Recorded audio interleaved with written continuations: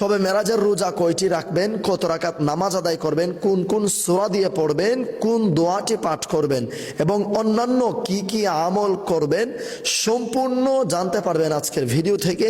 তাই না টেনে সম্পূর্ণ ভিডিওটি দেখতে থাকুন।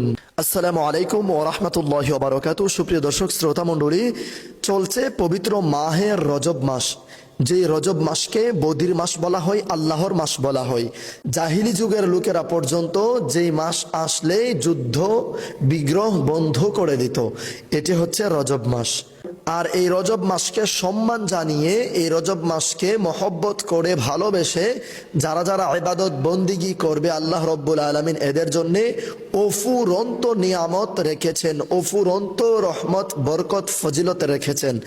রাসূল করিম সাল্লাল্লাহু আলাইহি ওয়াসাল্লামের একখানা হাদিসে মোবারক, কিতাবের নাম ফাজাইলুল আওকাত, 96 পৃষ্ঠার 11 নম্বর হাদিসে রাসূল করিম সাল্লাল্লাহু আলাইহি ওয়াসাল্লাম বলেন, সালমান ফারসি রাদিয়াল্লাহু তাআলা আনহু এই হাদিস মুবারক রওয়ায়াত অর্থাৎ বর্ণনা করেন। নবীজি বলেন, রজব মাসে এমন একটি দিন রয়েছে যেই দিন রোজা রাখলে 100 বছর রোজা রাখার সমান সওয়াব পাওয়া যাবে। সুবহানাল্লাহ। আর এমন একটি রাত রয়েছে যেই রাত্রিতে এক রাত আমল করলে, ইবাদত করলে 100 বছর রাত্রেবেলা ইবাদত বন্দিগি করার সওয়াব পেয়ে যাবে। সুবহানাল্লাহি ওয়া বিহামদিহি সুবহানাল্লাহিল আযীম। সাহাবায়ে কিরাম জিজ্ঞেস করলেন, ইয়া রাসূলুল্লাহ, সেই রাত কোনটি? তখন নবীজি বললেন, রজব মাসের 27 তারিখ দিন সেই দিন, রজব মাসের 26 তারিখ দিবাগত রাত সেই রাত, যে রাত্রে ইবাদত বন্দিগি করলে 100 বছর ইবাদতের সওয়াব, যেই দিন রোজা রাখলে 100 বছর দিন রোজা রাখার সওয়াব আল্লাহ রব্বুল আলামিন তার আমল নামায় লিপিবদ্ধ করে দেবেন। সুবহানাল্লাহি ওয়া বিহামদিহি সুবহানাল্লাহিল আযীম। এবং ফাজাইলুল আওকাত কিতাবের 97 পৃষ্ঠা 12 নম্বর হাদিসে হযরত আনাস রাদিয়াল্লাহু তাআলা আনহু থেকে বর্ণিত, নবীজি করিম সাল্লাল্লাহু আলাইহি ওয়াসাল্লাম বলেন, রজব মাসের 26 তারিখ দিবাগত রাত, যেটিকে সবাই শবে মেরাজ নামে চিনে থাকে, সেই শবে মেরাজের রজনীতে, শবে মেরাজের রাত্রিতে যদি কোনো উম্মত 2 রাকাত করে 12 রাকাত নফল নামাজ আদায় করবে, প্রত্যেক রাকাতে সূরা ফাতিহার পর 3 বার সূরা ইখলাস তথা কুল হুয়াল্লাহু আহাদ, এই সূরাটি 3 বার পাঠ করবে প্রত্যেক রাকাতে সূরা ফাতিহার পর। আর শবে মেরাজের নামাজের নিয়ত হচ্ছে, নাওয়াইতু আন উসাল্লি লিল্লাহি তাআলা রাকাতি সালাতিল লাইলাতিম মিরাজ নাফলি মুতাওয়াজ্জিহান ইলা জিহাতিল কাবাতিশ শরীফাতি আল্লাহু আকবার। এই নিয়ত যারা পারবেন না, মনে মনে নিয়ত করে নেবেন আপনি শবে মেরাজের নামাজের নিয়ত করছেন, আল্লাহু আকবার। নিয়ত বাঁধার পর সানা পড়বেন, সানা পড়ার পর আউযু বিল্লাহি মিনাশ শাইতানির রাজিম বিসমিল্লাহির রহমানির রহিম, তারপর সূরা ফাতিহা, সূরা ফাতিহার পর প্রত্যেক রাকাতে 3 বার সূরা ইখলাস পাঠ করে নেবেন। 12 রাকাত নামাজ শেষ করে সুবহানাল্লাহি ওয়ালহামদুলিল্লাহি ওয়ালা ইলাহা ইল্লাল্লাহু আল্লাহু আকবার, এই তাসবিহটি 100 বার পাঠ করবে এবং 100 বার ইস্তেগফার পাঠ করবে এবং 100 বার যে কোনো দুরুদ শরীফ পাঠ করবে। এরপর আল্লাহ রব্বুল আলামিনের দরবারে মোনাজাত করে যা যা ইচ্ছে, তার যা যা প্রয়োজন, যা যা ইচ্ছে করে সবকিছু আল্লাহ রব্বুল আলামিনের কাছে চাইবে। যা কিছু চাইবে আল্লাহ রব্বুল আলামিন তাকে তাই দান করবেন। সুবহানাল্লাহি ওয়া বিহামদিহি সুবহানাল্লাহিল আযীম। সুপ্রিয় ইমানদার ভাই বোনেরা, সম্মানিত দর্শক শ্রোতা মণ্ডলী, এই নামাজ কখনোই মিস করা যাবে না। শবে মেরাজের রজনীতে আমরা অবশ্যই এই 12 রাকাত নফল নামাজ আদায় করব ইনশাআল্লাহ। এবার আসুন, আপনি মেরাজের রজনীতে কয়টি রোজা রাখবেন? নবীজি বলেন, তোমরা সব সময় ইহুদি নাসারা খ্রিস্টানদের বিপরীতে আমল করবে। তারা যদি 1 রাকাত পড়ে তোমরা 2 রাকাত, তারা যদি 4 রাকাত তোমরা 6 রাকাত, এইভাবে নামাজ আদায় করবে, এইভাবে তোমরা রোজা রাখবে। শবে মেরাজের রোজা আপনি 1টিও রাখতে পারেন, 2টিও রাখতে পারেন, 7টি রাখতে পারেন, 8টিও রাখতে পারেন, 10টি রাখতে পারেন, 15টিও রাখতে পারেন, চাইলে এর থেকেও বেশি রাখতে পারেন। অনেকে আবার জানতে চেয়েছেন, একসাথেই কি সব রোজা রাখতে হবে নাকি 1 দিন 2 দিন পর গ্যাপ দিয়ে দিয়ে রাখা যাবে? হ্যাঁ, আপনি গ্যাপ দিয়ে দিয়ে রাখতে পারেন, কোনো অসুবিধা নেই। তবে রাসূল করিম সাল্লাল্লাহু আলাইহি ওয়াসাল্লাম বলেন, ইহুদি নাসারাগণ যদি 1টি রোজা রাখে তোমরা 2টি রাখবে, তারা 3টি রাখলে তোমরা 4টি রাখবে। তো সেই সুবাদে শবে মেরাজের রোজা আপনি অবশ্যই 2টি রাখবেন। শবে মেরাজ হচ্ছে 2026 সালের জানুয়ারি মাসের 16 তারিখ দিন গিয়ে রাত, অর্থাৎ দিবাগত রাত।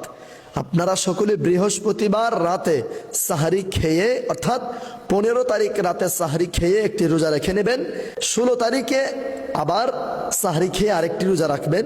15 তারিখ একটি, 16 তারিখ একটি, অথবা 16 তারিখ একটি, 17 তারিখ একটি, এই দুটি রোজা রাখবেন। যেহেতু 16 তারিখ দিন গিয়ে রাত্রেই লাইলাতুল মেরাজের রজনী, রহমতপূর্ণ বরকতপূর্ণ রজনী, সেই রজনীতে অবশ্যই এশার নামাজ আদায় করে, নফল নামাজগুলো পড়ে, নফল ইবাদত বন্দিগি করে, সাহরি খেয়ে ফজর পড়ে একেবারে ঘুমাবেন ইনশাআল্লাহ। হযরত আবু কিলাবা রাদিয়াল্লাহু তাআলা আনহু থেকে বর্ণিত, তিনি বলেন, রজব মাসে রোজা পালনকারীর জন্য জান্নাতের ভেতরে সুন্দর একটি মহল রয়েছে। আল্লাহ রাব্বুল আলামিন তাদের জন্য জান্নাতে সুন্দর একটি মহল নির্মাণ করবেন, একটি ঘর প্রাসাদ তৈরি করে রাখবেন। সুবহানাল্লাহ। রজব মাস হলো বীজ বপনের মাস, শাবান মাস হলো খেতে পানি দেওয়ার মাস, আর রমজান মাস হলো ফসল কাটার মাস। সুবহানাল্লাহি ওয়া বিহামদিহি সুবহানাল্লাহিল আযীম। এজন্য আমার প্রিয় ভাই বোনেরা, যেহেতু চলছে রজব মাস, আমার মা বোনেরা, আমার বাবা ভাইয়েরা, বেশি বেশি নফল ইবাদত করুন, বেশি বেশি রোজা রাখুন। যারা রমজান মাসে পবিত্র কোরআন খতম দিতে চান, এখন থেকেই পবিত্র কোরআনুল কারীম খতম দেওয়া শুরু করেন, তিলাওয়াত করা শুরু করে দিন। রমজান মাস আসার আগে আগেই রজব মাস, শাবান মাস, 2 মাসে 2টি খতম দেন এবং রমজান মাসে আরো একটি খতম দেবেন। মোট 3টি খতম দেওয়ার চেষ্টা করবেন। এবং যাদের দ্বারা সম্ভব, অনেকে তো রমজান মাসে 3টি 4টি করে খতম দিয়ে দেয়। তো যারা চেষ্টা করেন এবং সব সময় পড়ার উপরে থাকেন, আপনারা চাইলে 3টি 4টি করে খতম দিতে পারবেন ইনশাআল্লাহ। এরপর আসুন, আপনি রজব মাসে কোন দোয়াটি বেশি বেশি পাঠ করবেন, কোন দোয়াটি বেশি বেশি পাঠ করবেন। মেরাজের রজনীতেও এবং শাবান মাসেও, রজব মাসেও, রমজান মাসেও এই দোয়াটি বেশি বেশি পাঠ করবেন। হযরত আনাস রাদিয়াল্লাহু তাআলা আনহু থেকে বর্ণিত, রাসূল করিম সাল্লাল্লাহু আলাইহি ওয়া আলিহি ওয়াসাল্লাম রজব মাস আগমন করার পরই একটি দোয়া পাঠ করতেন। আল্লাহুম্মা বারিক লানা ফি রজবা ওয়া শাবান ওয়া বাল্লিগনা রমাদান।